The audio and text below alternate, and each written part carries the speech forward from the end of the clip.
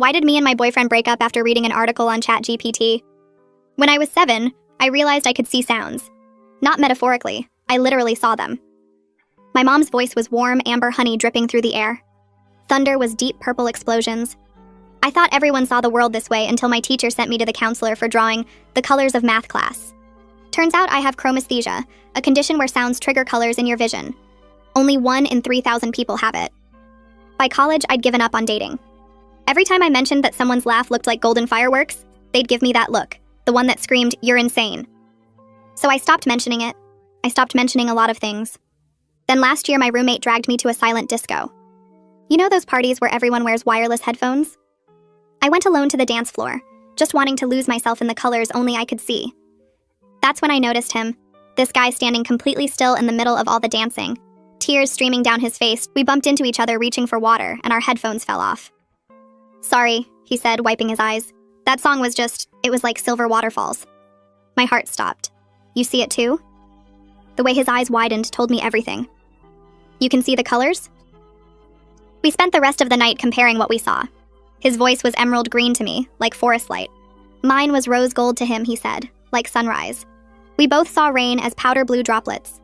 Thunder was always deep purple. For the first time in my life, someone understood why I cried during certain songs, why I had to leave restaurants when the background music clashed with the conversation colors. Dating him was like finally being fluent in a language I'd only whispered to myself. We'd go to concerts just to watch the light shows only we could see. 6 months in, I knew I loved him. I loved how he'd hum specific notes just to paint colors in my vision when I was sad. I loved how we could sit in complete silence and still be sharing an entire conversation through the colors from the background noise around us. So one random Tuesday night, we were scrolling through ChatGPT together, asking it ridiculous questions about our condition. That's when we found it, this article about chromesthesia having genetic markers traced back to an ancient tribe in northern Finland, the Sami people. The article said it was incredibly rare, like only a handful of bloodlines worldwide still carried the gene. "No way we're both from some ancient Finnish tribe," I laughed, but he was already pulling up more articles. "That would explain why we match so perfectly, though," he said, and something about the way he said it made my chest warm. Like, what are the odds of 2 random people seeing the exact same purple for thunder? We joked about it for weeks. Every time we saw the same color for something new, we'd say it was our ancient Finnish connection. It became our inside joke. So when those DNA test ads started popping up, let's see if we're really descendants of the color-seeing tribe. We ordered 2 kits, made a whole date night of spitting in tubes and sealing envelopes. We were so excited, like kids waiting for their birthdays. "When we get the results, we should compare our ancestry percentages," I said. "Bet we both have some Finnish." 3 weeks later, his results came first. I was at work when he texted me, all caps. 23% Finnish, 31% Norwegian. We were right. I couldn't stop smiling. My coworkers probably thought I was insane, grinning at my phone like that. "Mine haven't come yet," I texted back, "but that's amazing." 2 days later, I got the email that my results were ready. I was about to open them when my phone rang. It was him, and he was crying. Not the happy tears from when we first met. These were different. "Just come over," he said, his voice shaking. "Please." I drove over with this sick feeling in my stomach, the kind where you know something's about to change everything. He had his laptop open when I arrived, and his face was pale. "My mom called," he said quietly. "I told her about the Finnish thing, and she got weird. Really weird." He turned the laptop toward me. There it was, on my results page under DNA relatives. His name, his picture. First cousin, 12, 5% DNA shared. The colors in the room seemed to dim. That's not possible." "Your dad is my mom's brother," he whispered. "They haven't spoken in 20 years. Some fight about their parents' inheritance. That's why we never knew.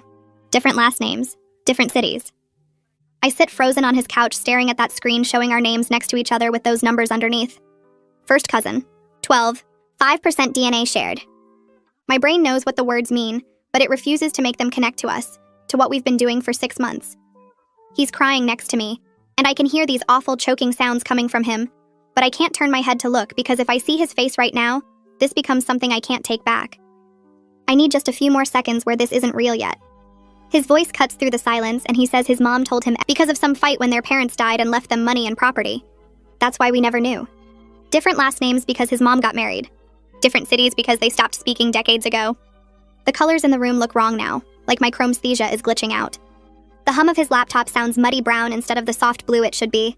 and the traffic noise from outside looks like sick yellow instead of pale orange. Everything is distorted and broken just like us. I stand up without saying anything because words feel impossible right now, and I grab my keys off his coffee table. He says my name, but I'm already walking to the door and I can't stop moving because if I stop, I'll collapse. I drive back to my dorm and I don't turn on any music because even silence has colors right now, and I can't handle seeing anything. The drive takes 15 minutes, but it feels like hours, and I keep seeing that DNA results page every time I blink. When I walk into my dorm room, Melinda is sitting on her bed doing homework, and she takes one look at my face and immediately closes her laptop. She asks what happened, and her voice sounds concerned and scared. I sit down on my bed, and she comes over and sits next to me, and then I tell her everything. I say the words out loud for the first time. We're cousins. First cousins. We share grandparents. His mom is my dad's sister. Saying it makes it real in a way that just thinking it didn't, and hearing my own voice say we're cousins makes denial completely impossible. Melinda doesn't know what to say. And honestly, neither do I, because she just sits there next to me, and when I start crying, she holds my hand and doesn't try to make it better because there's no making this better. I don't sleep that night. Every time I close my eyes, I see that DNA results page with our pictures next to each other and those numbers. 12. 5% shared DNA. First cousin. My brain keeps trying to make sense of it, trying to figure out how the person I love can also be my cousin, how everything we've done together is now something different and wrong. At 3 a.m., I finally give up on sleeping, and I grab my phone and start searching. I type Genetic Counseling Center campus into Google and find the University Health Center website. They have emergency appointments available, and I fill out the online form requesting the earliest slot they have because I need someone to explain what this actually means. The genetic counselor fits me in the next afternoon as an emergency case, and when I walk into her office, she's professional and kind-looking. She explains that first cousins share grandparents, and that we each got 25% of our DNA from those grandparents, so we share about 5% with each other. She talks about biological risks and says the things people worry about mainly apply to having children together, genetic disorders, and birth defects. She's being so professional and clinical about it, but I can see concern in her eyes when I tell her we've been dating for 6 months. She asks if we plan to continue the relationship, and I realize I haven't let myself think about that question yet. I tell her I don't know, and she nods like that's a reasonable answer, which somehow makes me feel worse.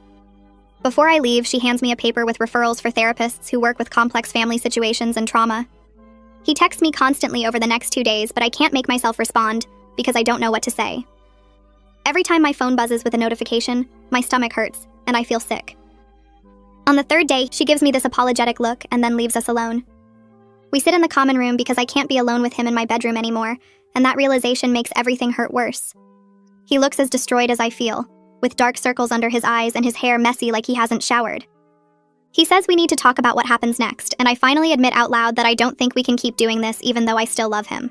He argues that the love is what matters, that we didn't know so it's not like we did anything wrong, but even as he's saying it, I can see he doesn't really believe it either. The way his voice sounds desperate and broken looks like emerald green glass shattering, and I realize my chromesthesia is turning everything about him into something painful now, instead of beautiful. I tell him I need some space to think and process everything. He nods slowly and stands up from the couch. As he's walking toward the door, he turns back and leans in to kiss me goodbye. Just automatic habit from 6 months of dating.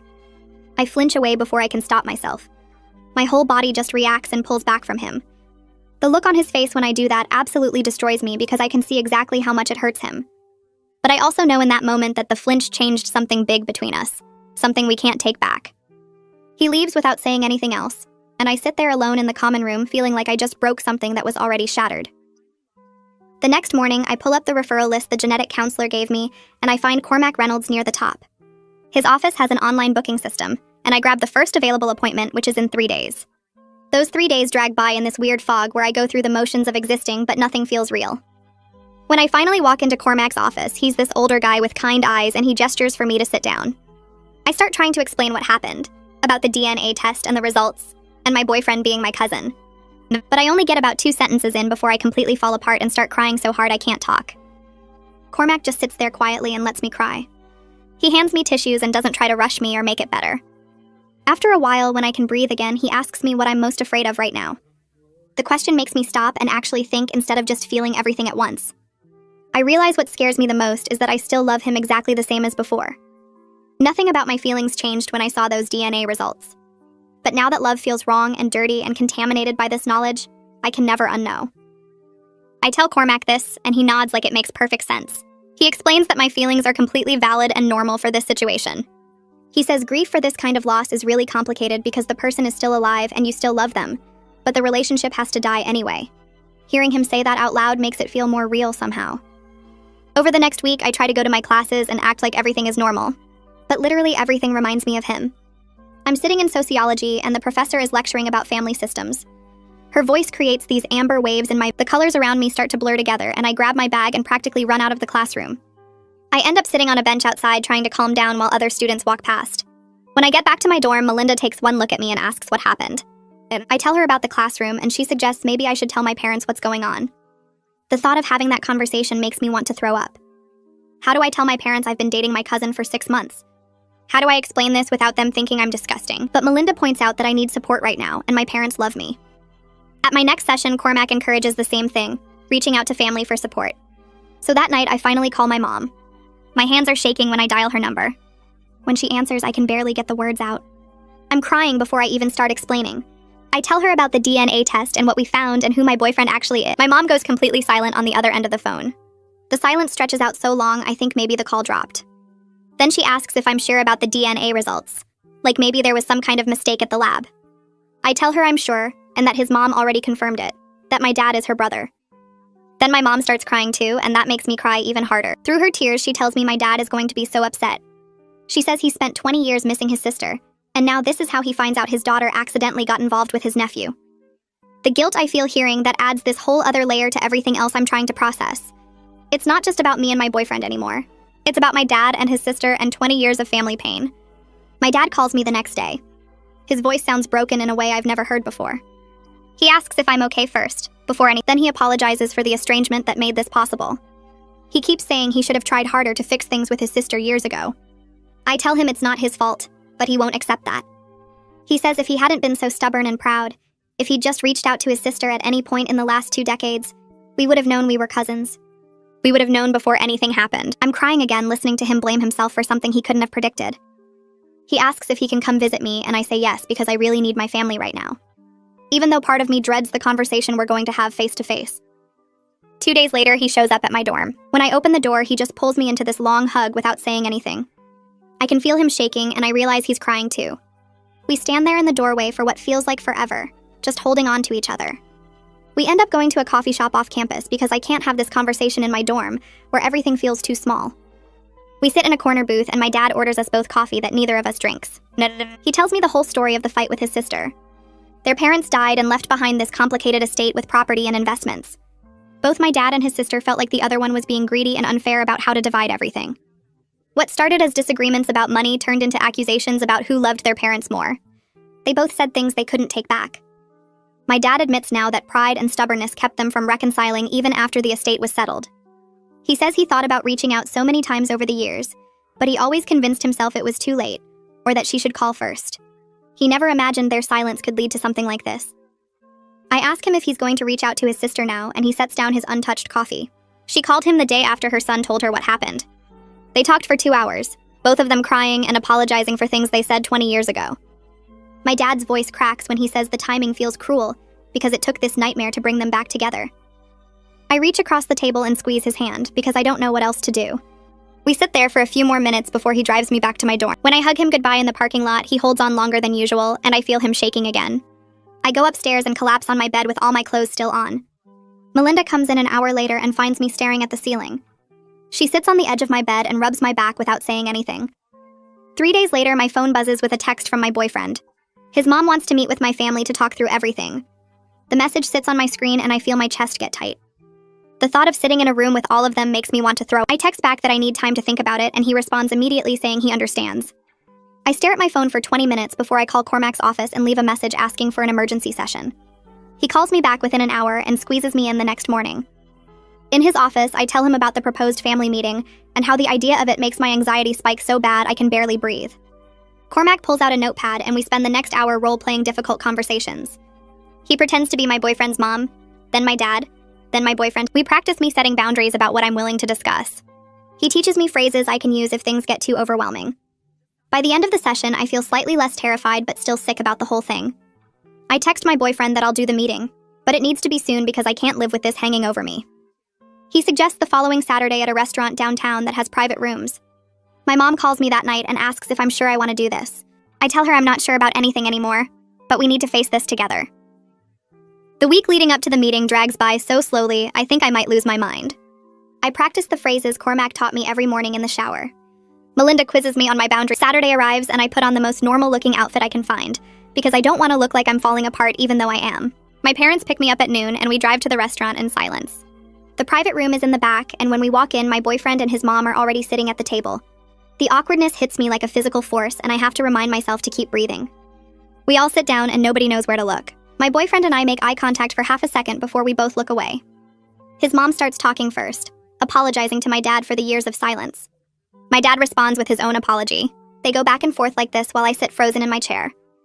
My mom reaches under the table and takes my hand. My boyfriend's mom turns to me and her eyes are already red from crying. She apologizes directly to me and says she never imagined her fight with my dad would hurt anyone else.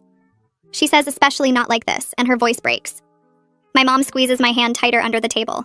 I try to stay composed, but watching his mom cry makes my own eyes start to water. I can feel everyone's pain in the room, and it makes holding myself together so much harder. My dad looks at me with concern, and I know he's worried about me breaking down. The parents keep talking for what feels like forever, going over the details of their fight and how they both wish they'd handled things differently. Then my boyfriend finally speaks up. He says we need to discuss what happens with our relationship. The entire room goes completely quiet. My dad looks at me with such sadness in his eyes, and I realize he's scared of what I'm about to say. I take a deep breath and force the words out. I tell everyone that I don't think we can continue dating even though we both still have feelings for each other. My boyfriend's face crumbles when I say it, but he doesn't argue or try to change my mind. His mom nods slowly like she expected this answer all along. My mom squeezes my hand so tight it almost hurts, and I can see her trying not to cry. My boyfriend clears his throat and says he understands my decision. Then he asks if we can at least stay friends eventually, once we've both had time to process everything. I have to be honest with him even though it kills me. I tell him I don't know if friendship is possible because right now everything about him hurts too much. The silence after I say that feels heavy and thick, and I can feel the grief radiating off everyone in different ways. My dad looks devastated. My mom is crying quietly. His mom has her hand over her mouth. My boyfriend is staring at the table like he might fall apart. We sit in that horrible silence for a minute before I say, we need complete separation for now. No contact while we both process and heal. He nods even though I can see exactly how much that cost him to agree to. We all stand up to leave because there's nothing else to say. As we're walking out, he catches my arm gently. He whispers that he's sorry and his voice sounds destroyed. I tell him I'm sorry too because this isn't anyone's fault, but it's destroying us anyway. My parents drive me back to campus and none of us talk the whole way. When I get to my dorm, I lock the door and cry for 3 hours straight. Then my chromesthesia makes everything worse because it constantly reminds me of him. Every single sound creates colors that trigger memories I'm trying to forget. The coffee machine in my dorm lounge sounds like rose gold, and I remember that's what he said my voice looked like. I have to leave the lounge and make coffee in my room with a kettle instead. A girl laughing in the hallway creates golden bursts, and I remember his laugh looked the same way. I start wearing headphones everywhere just to block out the sounds. Even music hurts because we used to share songs and compare the colors we saw. I stop listening to anything we listened to together, which eliminates about half my playlist. I stop going to places we used to go together because the colors there are too painful to handle. That means avoiding half the campus, including the music building where we spent so many evenings watching colors only we could see. The dining hall we always ate at. The library study room we claimed as ours. The bench outside the science building where we had our first kiss. Melinda tries to help by suggesting new places to eat and study. We try a different dining hall across campus and a coffee shop in town I've never been to before. But everywhere feels wrong without him. The colors are wrong. The sounds are wrong. Everything reminds me of what I lost. I'm going through the motions of being a college student, but I feel like I'm underwater. Classes happen around me, but I can barely focus. Melinda walks me to my sessions with Cormac twice a week because she's worried I won't go otherwise. She's probably right. In my next session with Cormac, I ask him why this hurts so much when technically we didn't do anything wrong, and he leans forward with his hands folded. He tells me what I'm experiencing is complicated grief, the kind where you're mourning a relationship that has to end even though love still exists on both sides. He explains that the biological relationship doesn't erase what we felt or make our connection less real, but it does make continuing impossible for psychological and social reasons that the way he says it makes sense but doesn't make it hurt less. I leave his office feeling like I understand my pain better, but still drowning in it. 2 weeks later, Svetlana corners me in the dining hall and tells me I need to start moving forward, that staying stuck in grief isn't helping me heal. She knows this guy in my biology class who thinks I'm cute and she wants to set us up. I tell her I'm not ready, but she insists that I'll never feel ready, that sometimes you just have to push through the fear. Against my better judgment, I agree to meet him for coffee. The date happens on a Thursday evening at a cafe I've never been to before. He's nice enough, talks about his major and his family, and asks me questions about mine, but the whole time I'm comparing him to my ex. His laugh doesn't create the right colors. His voice sounds flat and boring instead of emerald green. When he tells a joke, I smile, but inside I'm thinking about how my ex would have made that joke better, funnier, with perfect timing. The guilt sits heavy in my stomach because this guy doesn't deserve to be compared to someone else. After an hour, he suggests we take a walk. We end up by his car in the parking lot, and he leans in to kiss me goodnight. Panic hits me like a physical force. I step back quickly and mumble something about needing to leave, then practically run to my car. He calls after me asking if he did something wrong, but I'm already gone. I sit in my car for an hour afterward just crying, feeling broken and stupid and like I'll never be normal again. My phone buzzes with texts from him asking if I'm okay, and I can't even respond because I don't know how to explain what's wrong with me. Svetlana shows up at my dorm the next morning with coffee and breakfast sandwiches. She doesn't ask what happened, just sits on my bed and waits. I finally admit that I don't know if I'll ever be able to be intimate with anyone again. The thought of getting close to someone and then discovering another horrible secret makes me want to throw up. What if there's something else I don't know? Some other nightmare waiting to destroy me? She listens without judgment while I spiral, then tells me healing isn't linear and it's okay that I'm not ready yet. She says I went on the date too soon, and that's fine. I can try again when I'm actually ready, instead of when someone tells me I should be. Her acceptance of where I am helps more than any advice could. The next 2 months pass in a blur of classes and therapy and trying to exist in a world that feels wrong. Then one random Tuesday, I'm walking across campus to my chemistry lab when I see him. He's coming out of the library and I'm heading toward the science building, and suddenly we're 20 feet apart just staring at each other. He looks thinner than I remember, with dark circles under his eyes that match mine. I'm sure I look just as terrible. We manage awkward hellos, our voices overlapping in the worst way. Then we both move quickly in opposite directions like we can't get away from each other fast enough. Brief encounter sends me into a complete spiral for the next 3 days. I skip classes and stay in my room and cry more than I have in weeks. Seeing him brought back everything I've been trying to process, every memory and feeling I've been working to manage. I realize I'm not as far along in healing as I thought I was. Cormac reminds me during our emergency session that grief has no timeline, and that setbacks are normal, especially with a loss this complicated. He tells me running into my ex was always going to be hard whenever it happened, that I shouldn't judge my progress based on one bad reaction. His words help, but don't stop the ache.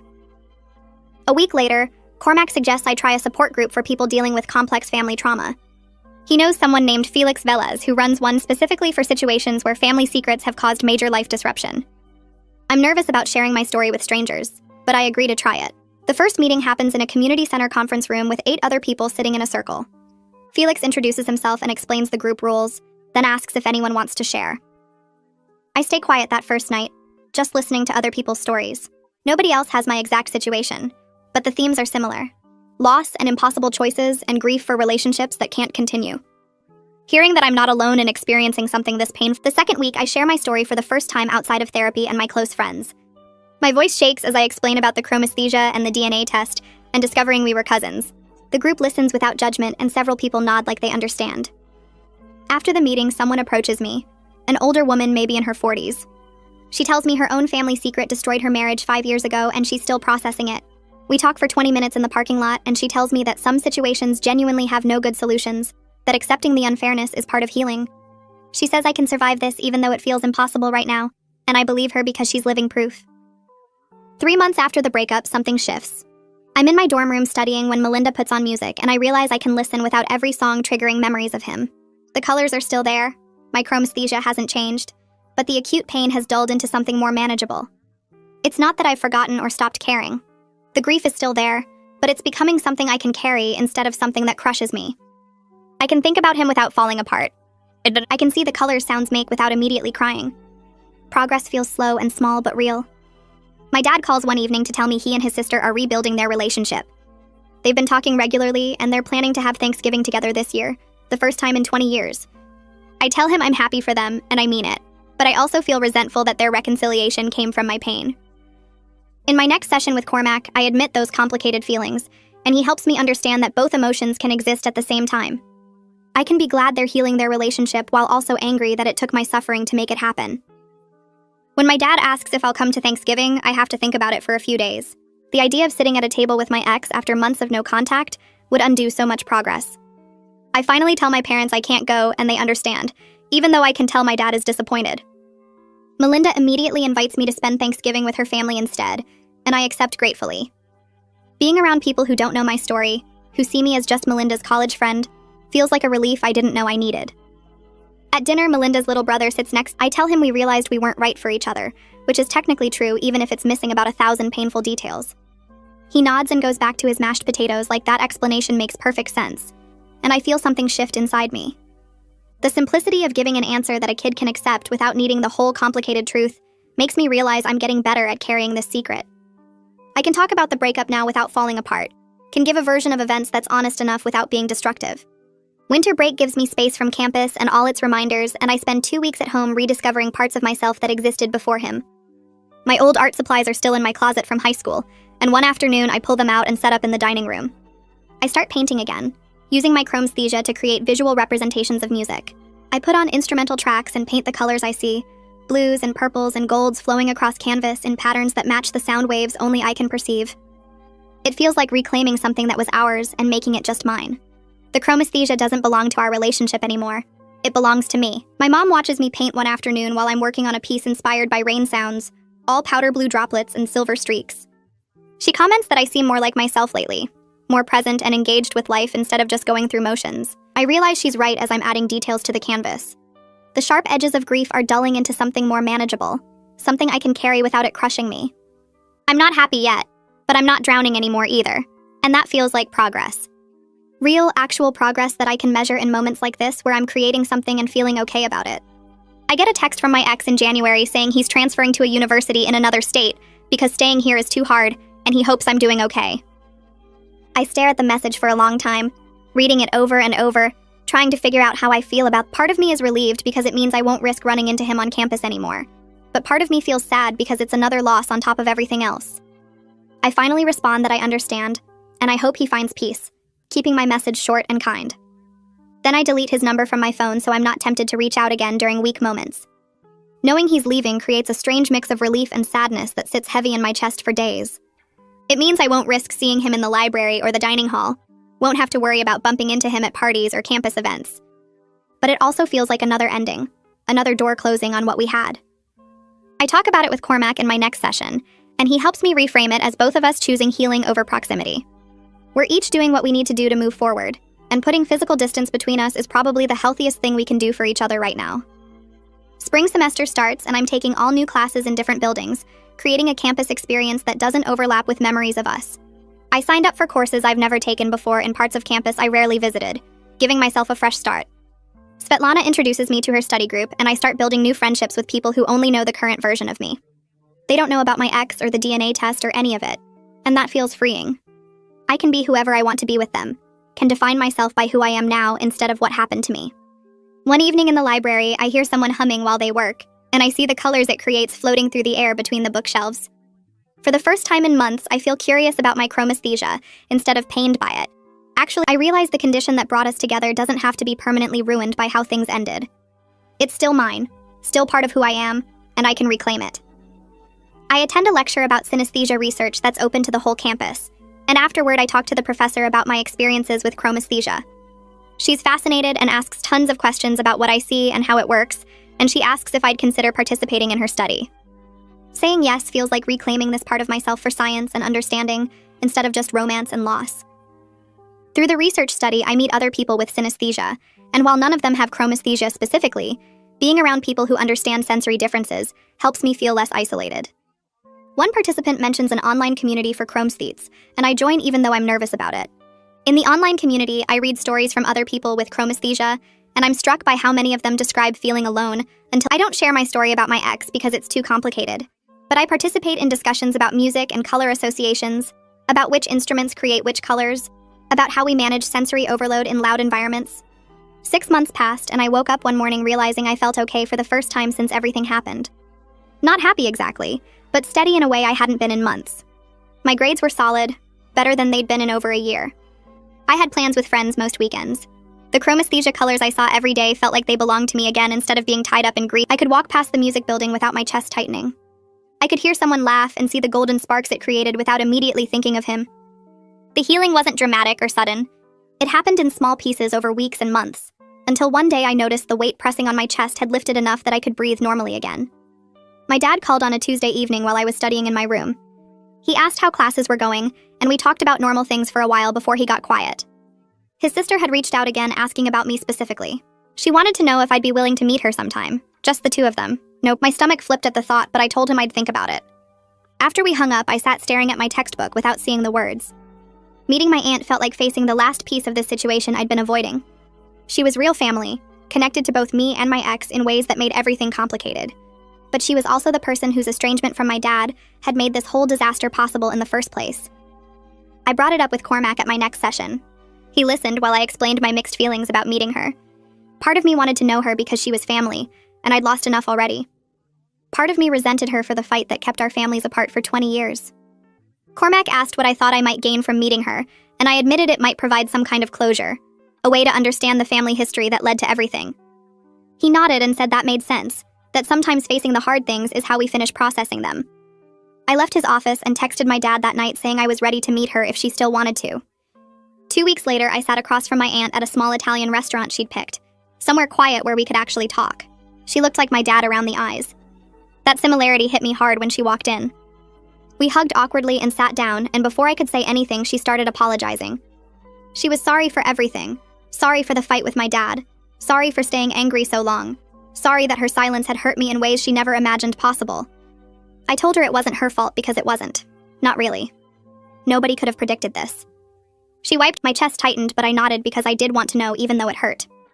She told me he was doing okay, adjusting to the new place, making friends, keeping busy with classes and a part-time job. Hearing that he was okay made something loosen inside me. I'd worried about him even though we couldn't talk, wondered if he was surviving this the way I was trying to. Knowing he'd found some stability at his new school lifted a weight I didn't realize I'd been carrying. My aunt pulled out her phone and showed me pictures of him as a kid. There he was at maybe 7 years old, grinning with missing front teeth. There he was as a teenager looking awkward in a school photo. She told me stories about our grandparents, people I'd never met because of the family split. Our grandmother had been a painter who saw the world in unusual ways. Our grandfather had played violin and filled their house with music. I realized I was learning about family history that had always existed, but been kept from me by silence and pride. The stories were strange and sad, but also healing in a way I hadn't expected. This was my family too, these people whose genes I carried, whose traits showed up in my face and my chromesthesia. When we finished eating, my aunt walked me to my car and hugged me tight. She told me I was always welcome in her life if I wanted that, no pressure, but the door was open whenever I was ready. I drove home feeling lighter and heavier at the same time. Lighter because the meeting had gone better than I feared. Heavier because now I had to decide what kind of relationship I wanted with her. I thought about it for a few days before I realized I did want to know her. She was family, and the estrangement that had made this disaster possible didn't have to continue with my generation. I could choose differently than our parents had. I texted her saying I'd like to stay in touch if she meant what she said. She responded immediately saying she'd love that. We started texting regularly, nothing heavy, just small updates about our day. She sent me recipes that had belonged to our grandmother, handwritten cards she'd saved for decades. I tried making the grandmother's apple cake, and it turned out pretty good. Each recipe felt like building something new from the wreckage, creating connection where there had only been absence before. The next support group meeting, I finally shared the full story of what happened. Felix had been patient for months, never pushing, but I could tell he knew I was holding something back. I waited until near the end of the session when the room felt safe, and then I just started talking. I told them about the chromesthesia bringing us together, about the DNA test, about discovering we were cousins after 6 months of dating. I told them about the breakup and the grief and the slow climb back to feeling okay. When I finished, the room was quiet for a moment before Felix thanked me for trusting the group with something so painful. Several other members nodded and a few had tears in their eyes. After the meeting ended, 3 different people came up to me privately offering support, sharing their own stories of impossible losses. One woman who'd been in the group longer than me pulled me aside. She told me that my willingness to end the relationship, even though I still loved him, showed incredible strength and self-awareness. I'd been so focused on what I lost that I hadn't thought about it that way. She said a lot of people would have tried to make it work anyway, would have convinced themselves the love was enough to overcome the biology. But I'd faced the reality head-on and made the hard choice. That reframe shifted something in how I saw myself. I wasn't just someone who'd lost something precious.